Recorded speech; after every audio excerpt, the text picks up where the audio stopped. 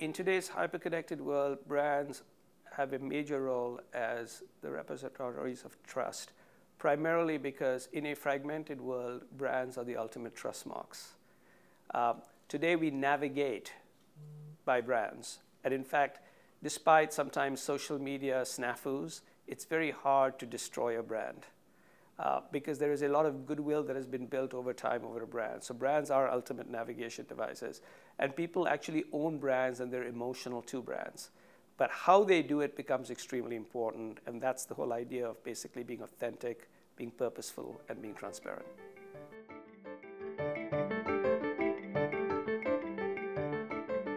The most successful ways to build trust is to be apt to the times, and I use the word APT. A is for the brand to be authentic. So the brand and the people behind the brand need to ensure that they are what they claim that they are. That is number one. The second is that they need to be purpose-driven. They need to have a purpose, not only the brand purpose, but a greater purpose than selling something. And the third is they need to be as transparent as they possibly can be.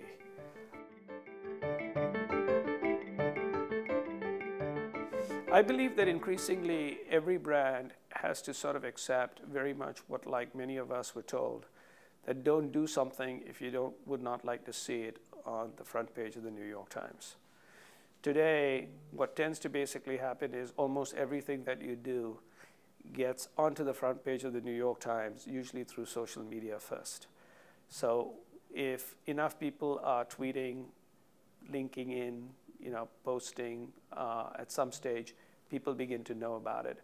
And so the idea today is that you have to be authentic, and you need to be authentic in three ways. The first way you need to be authentic is you need to actually promise what you deliver. The second is your people need to be authentic.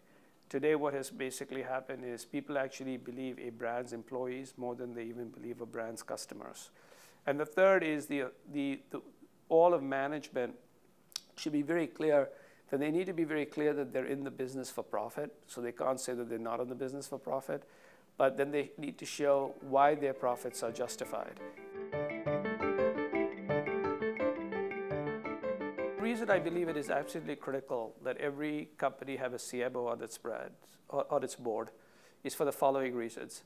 The first is we are truly living in an empowered age where customers are empowered. Technology is like a slingshot that allows David to bring down Goliath. Many years ago, you didn't have to pay attention to the customer. Today, you do. If you're not customer obsessed, you cannot succeed. Today on the board, you have people who look after information technology. You have people who look after money, both of which are extremely important. But is it the customer more important than money and information technology, or at least as important? Who is the voice of the customer? It should basically be the CMO.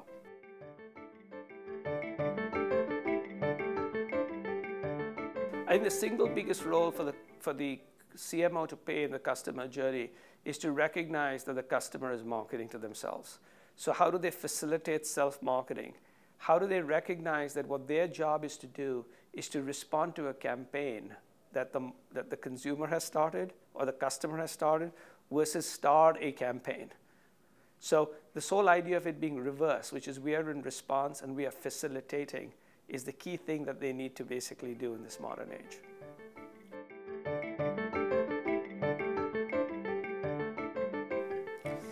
The best way that financial brands can build connectivity and transparency is to recognize that almost any information that is not consumer or customer confidential should be shared with the customer. And if they don't, someone else will. Because the reality of it is only control that a competitor can beat an incumbent with. They cannot beat it on convenience, and they cannot beat it on confidence. So they can only beat it on control.